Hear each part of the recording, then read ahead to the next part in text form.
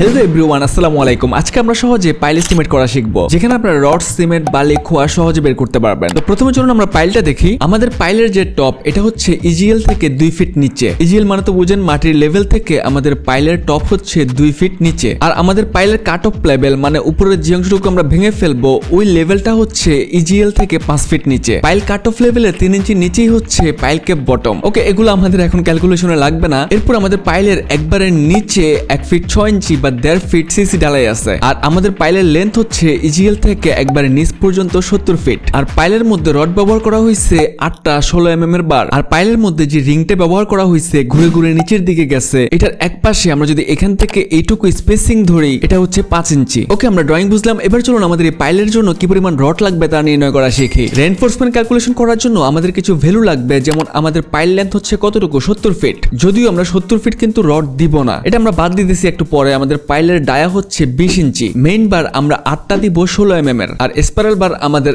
8 mm এর, যেটার spacing 5 ইঞ্চি। আর আমরা যে মেইন বারটা দিব সেটা ইজিএল থেকে 2 ফিট নিচ থেকে শুরু হয়েছে। আমাদের পাইলের যে ক্লিয়ার কভার সেটা হচ্ছে 3 ইঞ্চি। এবার চলুন ক্যালকুলেশন শুরু করা যাক। রডের এস্টিমেট নির্ণয় করার জন্য আমরা প্রথমে একটা রডের এস্টিমেট নির্ণয় করি, তাহলে আমরা 8টা রডের পরিমাণ পেয়ে যাব। আমাদের ড্রয়িং এ পাইল লেন্থ হচ্ছে 70 ফিট। এখান থেকে আমরা উপরে ইজিএল থেকে পাইলের টপ পর্যন্ত 2 ফিট বাদ দিব, ওইখানে তো আমাদের রড যাবে না। একবারে নিচে আমাদের 1 ফিট 6 ইঞ্চি বা 1.5 ফিট সিসি ঢালাই আছে, সেখানেও আমাদের রড যাবে না। এই জন্য উপরের 2 ফিট নিচের 1.5 ফিট, এই মোট 3.5 ফিট বাদ দিব। 70 ফিট থেকে এই 3.5 ফিট বাদ দিয়ে আমরা একটা রডের লেন্থ পাইতেছি 66.5 ফিট। এখন আমরা বাজারে তো আর 66 ফিটের একটা রড পাবো না। আমরা বাজার থেকে যে রড কালেক্ট করি সেটার লেন্থ হচ্ছে 12 মিটার বা 39 ফিট 4 ইঞ্চি। যেহেতু আমাদের পাইলের একটা রডের লেন্থ হচ্ছে 66.5 ফিট, তার মানে আমরা বাজার থেকে যে রড পাবো সেটাকে একটার সাথে আরেকটা জোড়া দিতে হবে। আপনি যদি সিভিল কনস্ট্রাকশনের একটা পূর্ণাঙ্গ গাইডলাইন চান, তাহলে আমাদের একটা কালেকশন রয়েছে, যাতে আপনারা একবারে শূন্য থেকে শেষ পর্যন্ত সিভিল ইঞ্জিনিয়ারিং শেখা শুরু করতে পারেন। লিংক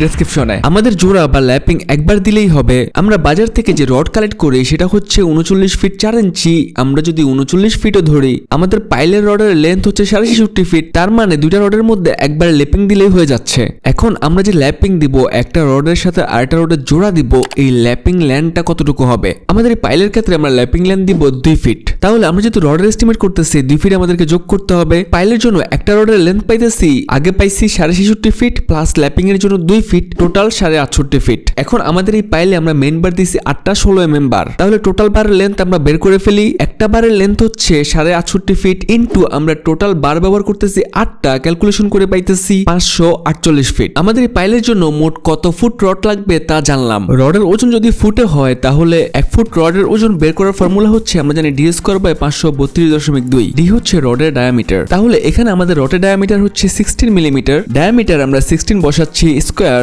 ভাগ 532.2, ক্যালকুলেশন করে পাইতেছি 0.48 কেজি পার ফিট। ওকে, আমরা 16 mm বারের প্রতি ফুটের ওজন কেজিতে পেয়ে গেলাম। এখন আমাদের রড মোট কত ফিট লাগবে? 548 ফিট। তাহলে এই 548 ফিটকে আমরা কেজিতে নির্ণয় করে ফেলি। 548 ফিট ইনটু প্রতি কেজির ওজন হচ্ছে 0.48 কেজি, ক্যালকুলেশন করে পাইতেছি 263.04 কেজি। ওকে, আমরা 16 mm বার বাজার থেকে কত কেজি কালেক্ট করতে হবে তা পেয়ে গেলাম। এবার চলুন স্পাইরাল বার নির্ণয় করি। আমাদের পাইলে আমরা স্পাইরাল বার ব্যবহার করতেছি 8 mm ডায়ার বার, আর ভার্টিক্যালি আমাদের স্পাইরালের দূরত্ব হচ্ছে 5 ইঞ্চি। পাইলের ডায়া হচ্ছে 20 ইঞ্চি, আর ক্লিয়ার কভার দিচ্ছি আমরা 3 ইঞ্চি। এখন যদি আমরা স্পাইরাল রিং এর ডায়া বের করতে চাই, টোটাল ডায়া 20 থেকে দুই পাশে ক্লিয়ার কভার আমরা 3 ইঞ্চি বাদ দিব, পাইতেছি 14 ইঞ্চি। এখন আমরা একটা স্পাইরাল রিং এর প্যারামিটার বের করি। প্যারামিটার নির্ণয়ের ফর্মুলা আপনারা জানেন, পাই ডি। পাই এর মান আমরা জানি 3.1416, আমরা 3.14 লিখতেছি ইনটু ডি। ডি হচ্ছে ডায়া হচ্ছে 14 ইঞ্চি, তাহলে ক্যালকুলেশন করে পাইতেছি 43.96 ইঞ্চি। এটাকে যদি আমরা ফিটে কনভার্ট করি, তাহলে 12 দিয়ে ভাগ করব, যেহেতু আমরা জানি 1 ফিট সমান 12 ইঞ্চি। ক্যালকুলেশন করে একটা স্পাইরাল রিং এর প্যারামিটার পাইতেছি 3.66 ফিট। ওকে, আমরা একটা স্পাইরাল রিং এর প্যারামিটার পেয়ে গেলাম। এখন আমাদের মোট কয়টা স্পাইরাল রিং লাগবে তা নির্ণয় করি। প্রথমে আমরা জানি পাইলের কতটুকু অংশে আমাদের স্পাইরাল দিতে হবে। আমাদের পুরো পাইলের লেন্থ হচ্ছে 70 ফিট। পাইল টপ শুরু হয়েছে জিএল থেকে 2 ফিট নিচে, আর আমরা স্পাইরাল রিং শুরু করব আরো 2 ফিট নিচে থেকে। তাহলে উপরে আমরা 4 ফিট বাদ দিলাম, আর নিচে আমাদের সিসি ঢালাই আছে, যেখানে আমাদের স্পাইরাল যাবে না। 1 ফিট 6 ইঞ্চি, তার মানে 1.5 ফিট আরো বাদ দিতে হবে। টোটাল আমরা স্পাইরাল রিং এর লেন্থ পাইলাম 64.5 বা 64.5 ফিট। এখন আমাদের এই স্পাইরাল রিং এর ভার্টিক্যাল গ্যাপ হচ্ছে 5 ইঞ্চি। আমরা যেখানে স্পাইরাল দিব সেটা লেন্থ পাইছি ফিটে, আর যে স্পেসিং দিব সেটা ইঞ্চিতে। তাহলে আমাদের 64.5 ফিটকে ইঞ্চিতে কনভার্ট করার জন্য আমরা 12 দিয়ে গুণ করব, আর কতটা স্পাইরাল লাগবে সেটা বের করার জন্য আমরা 5 দিয়ে ভাগ করব, যেহেতু স্পেসিং আমরা 5 ইঞ্চি করে দিচ্ছি। ক্যালকুলেশন করে পাইতেছি 155.8 বা 155টা আমাদের স্পাইরাল লাগবে। প্রথম স্পাইরাল বাঁধার জন্য একবারে উপরে একটা আর একবারে নিচে একটা, দুইটা আলাদা স্পাইরাল দেব। 155 সাথে এই দুটো যোগ করলে পাইতেছি 157টা স্পাইরাল লাগবে। এই 157টা স্পাইরাল বানানোর জন্য আমরা যে 8 mm ডায়ার বার ব্যবহার করব, এই রডের লেন্থ আমরা কিভাবে বের করব? আমরা জানি একটা স্পাইরালের প্যারামিটার হচ্ছে 3.66 ফিট, একটু আগে আমরা বের করেছি। তাহলে একটা স্পাইরালের প্যারামিটার 3.66 ফিট ইনটু আমাদের টোটাল লাগবে 157টা, ক্যালকুলেশন করে টোটাল লেন্থ পাইতেছি 574.62 ফিট। ওকে, আমাদের রডের টোটাল লেন্থ পেয়ে গেলাম। এখন আমরা তো বাজার থেকে কেজিতে কালেক্ট করি, আমাদের ইউনিট যদি ফুটে হয় তাহলে রডের ওজন বের করার ফর্মুলা হচ্ছে d স্কয়ার বাই 532.2। d হচ্ছে রডের ডায়ামিটার, আমাদের 8 mm, ফর্মুলার স্কয়ার ভাগ 532, ক্যালকুলেশন করে আমরা পাইতেছি 0.12 কেজি পার ফিট। তাহলে 8 mm ডায়ার প্রতি ফুটের ওজন আমরা জেনে গেলাম। এখন আমাদের টোটাল স্পাইরাল লেন্থ হচ্ছে 574.62 ফিট ইনটু প্রতি ফুটের ওজন হচ্ছে 0.12, ক্যালকুলেশন করে আমরা পাইতেছি 68.95 কেজি। ওকে, আমাদের পাইলের জন্য যে দুইটা রড ব্যবহার করব সেই দুইটা রডেরই ওজন আমরা নির্ণয় করে ফেললাম। আমরা 5% এডিশনাল নিতে পারি। Reinforcement require for 1 pile 16 mm বাড়ার জন্য আমরা পেয়েছিলাম 263.04 যোগ 5% এডিশনাল নিলে মানে বাড়তি নিলে তাহলে আসতেছে 276 কেজি। 8 mm রডের ওজন আমরা পেয়েছিলাম 68.95 কেজি, এটার সাথেও 5% এডিশনাল নিলে টোটাল লাগতেছে 72 কেজি। এবার চলুন আমাদের এই পাইলের জন্য কি পরিমাণ সিমেন্ট, বালি এবং স্টোন লাগবে তার এস্টিমেট করা শিখি। আমরা জানি আমাদের পাইল লেন্থ হচ্ছে 70 ফিট আর আমাদের পাইলের ডায়া হচ্ছে 20 ইঞ্চি। আমরা যে কাস্টিং রেশিও ব্যবহার করব তা হচ্ছে 1:1.5:3। প্রথমে আমরা পাইলের এরিয়া নির্ণয় করি। আমাদের পাইলের ডায়া দেওয়া আছে, তাহলে পাইলের এরিয়া নির্ণয়ের ফর্মুলা হচ্ছে pi d square by 4। Pi into D হচ্ছে ডায়া 20 ইঞ্চিতে আছে, আমরা যদি ফিটে কনভার্ট করি তাহলে 12 দিয়ে ভাগ করে পাইতেছি 1.67, ফর্মুলার স্কয়ার ভাগ 4, ক্যালকুলেশন করে পাইলের এরিয়া পেলাম 2.189 SFT বা স্কয়ার ফুট। এবার আমরা পাইলের ভলিউম নির্ণয় করি। ভলিউম নির্ণয় আমরা যেহেতু এরিয়া বের করছি তাহলে এরিয়ার সাথে আমরা লেন্থ গুণ করে দিলে ভলিউম বের হয়ে যাবে। আমাদের এরিয়া হচ্ছে 2.189 ইনটু লেন্থ হচ্ছে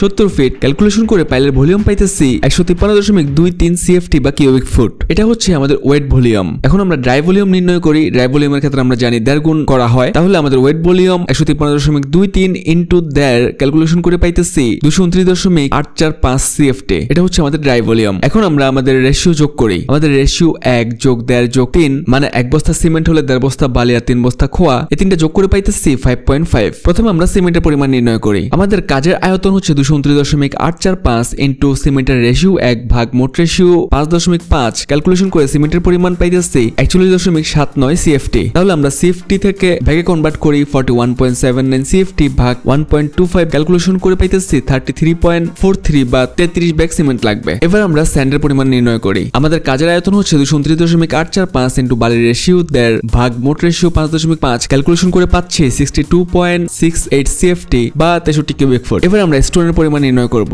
আমাদের কাজের আয়তন 229.845 ইনটু স্টোনের রেশিও 3 ভাগ মোট রেশিও 5.5, ক্যালকুলেশন করে পাইতেছি 125.37 কিউবিক ফুট বা 126 কিউবিক ফুট। ওকে, আজকের ক্লাস আমরা এখানে শেষ করতেছি। কালেকশন প্যাক লিংক ডেসক্রিপশনে দেওয়া আছে, আপনার সংগ্রহে রাখতে পারেন। Thanks for watching.